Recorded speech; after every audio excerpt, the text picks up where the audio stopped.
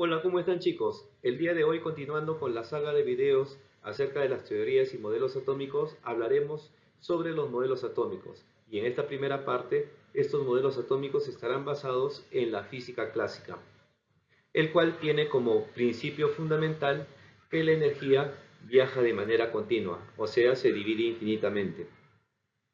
Hablaremos entonces del primer modelo atómico, llamado la esfera compacta, el cual fue postulado por John Dalton. Aquí tenemos la imagen de John Dalton. Pero, ¿qué estaba haciendo John Dalton en esta época? ¿Acaso estaba pensando proponer un modelo atómico sobre la existencia del átomo? ¿O acaso estaba pensando o estaba indagando acerca de la constitución de la materia y de los cuerpos? Pues fíjate que no. John Dalton estaba estudiando las leyes de combinación que existen entre los gases, y él se había percatado en este estudio que los gases se combinan en relaciones enteras y sencillas. Él no podía entender esto.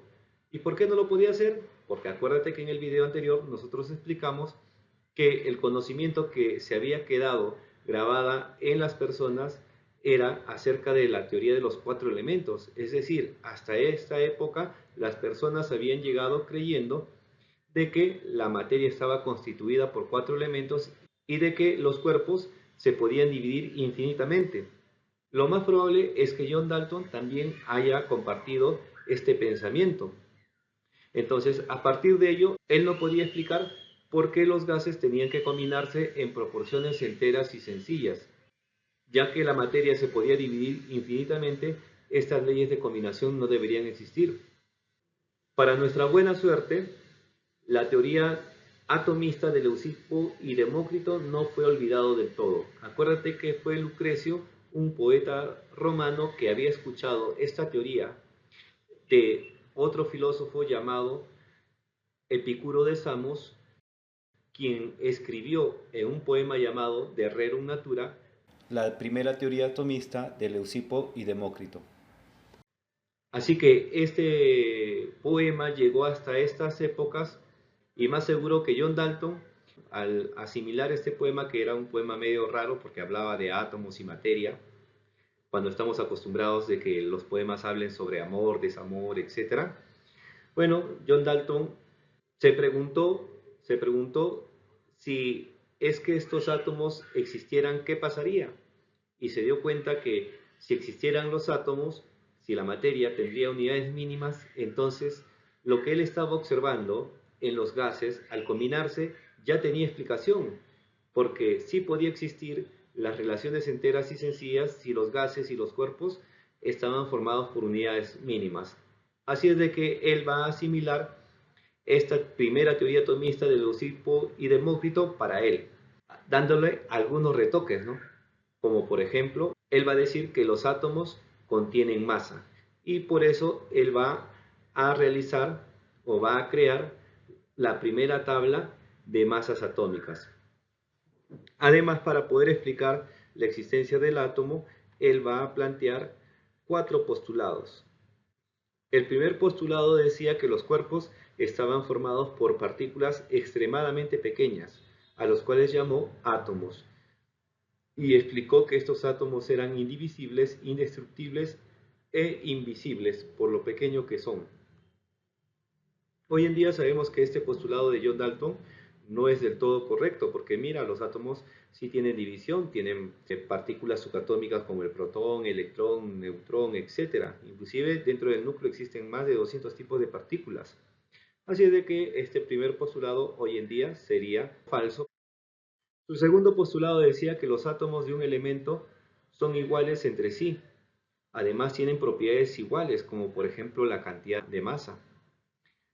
En cambio, si son átomos de elementos diferentes, sus propiedades van a ser también diferentes. Esto también sería un error, ¿no? Sería algo falso, porque hoy día conocemos que hay átomos que pertenecen a un mismo elemento, pero sin embargo tienen propiedades diferentes. Mira acá nada más en el ejemplo, tenemos los tres isótopos del hidrógeno, el protio, el deuterio y el tritio, quienes presentan masas atómicas diferentes y también propiedades diferentes.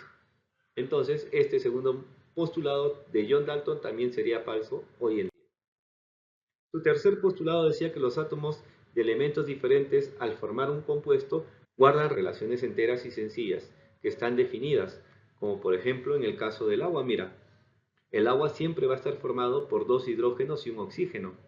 Entonces, la relación que existe entre los elementos de la molécula agua siempre son enteras y sencillas y además que están definidas.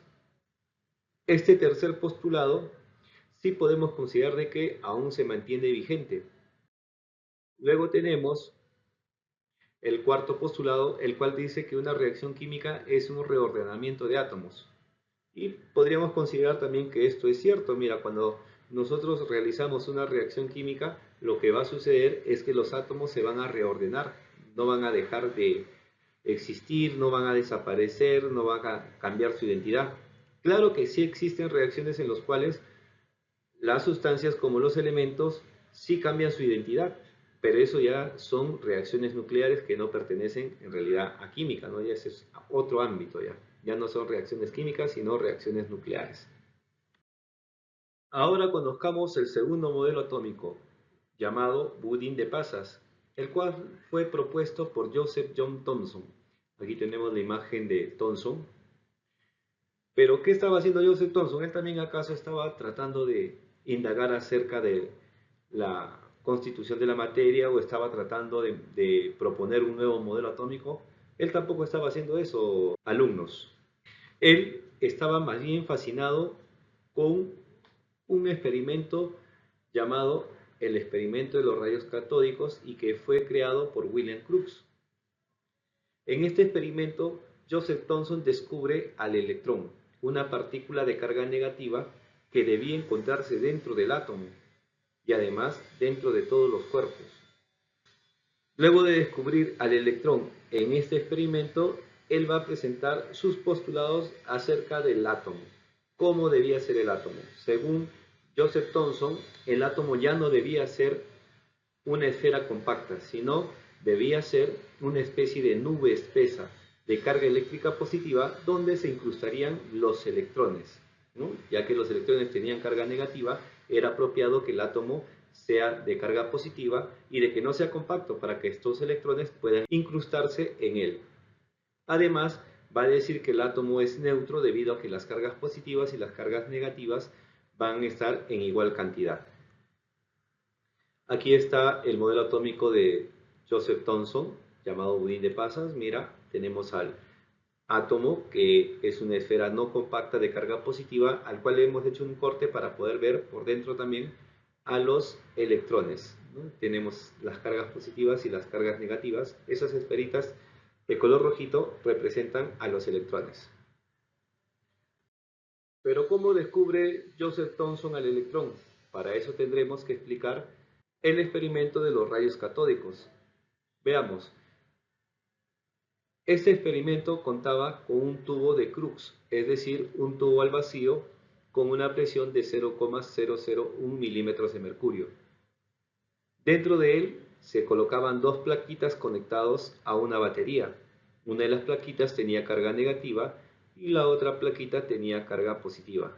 La plaquita de carga negativa se llamaba cátodo y la plaquita de carga positiva se llamaba ánodo. Al encender la batería, ¿qué es lo que sucedía? Desde el cátodo surgía una especie de luz que se dirigía hacia el ánodo, al cual le llamaron rayos catódicos debido a que emergía justamente del cátodo. Nadie entendía cuál era la naturaleza de estos rayos catódicos. Muchos pensaban que eran partículas, otros pensaban que era simplemente energía, como la luz. Así que Joseph Thomson se inclinó a pensar de que los rayos catódicos estaban constituidos de partículas. Partículas muy pequeñas, inclusive más pequeñas que el átomo. Robert Crookes, por si acaso, también había pensado de que estos rayos eran partículas, pero Robert Crookes pensaban que eran partículas moleculares. Fue Joseph Thomson quien propuso que estas partículas eran subatómicas. Así que Joseph Thomson se dio a la tarea de demostrar de que los rayos catódicos eran partículas. Para ello, él utilizó algunos conocimientos de física. Por ejemplo, la física decía de que la energía no puede generar movimiento en los cuerpos. Entonces, Joseph Thomson, a partir de esta idea, él dijo, voy a colocar dentro de este tubo de Crookes un pequeño molino, un pequeño molinete, el cual va a empezar a girar cuando las partículas de los rayos catódicos empiecen a chocar con él. Y eso es lo que va a suceder. Así es de que a partir de esto, él va a demostrar de que esos rayos son partículas. Además, va a colocar campos eléctricos y magnéticos alrededor de ese tubo de Crookes, y cuando los rayos catódicos emerjan, lo que va a suceder es que esos rayos catódicos van a ser desviados hacia el campo magnético positivo. Con eso demuestra de que estas partículas tienen carga negativa, el opuesto, para que sean atraídos por el campo magnético y eléctrico positivo.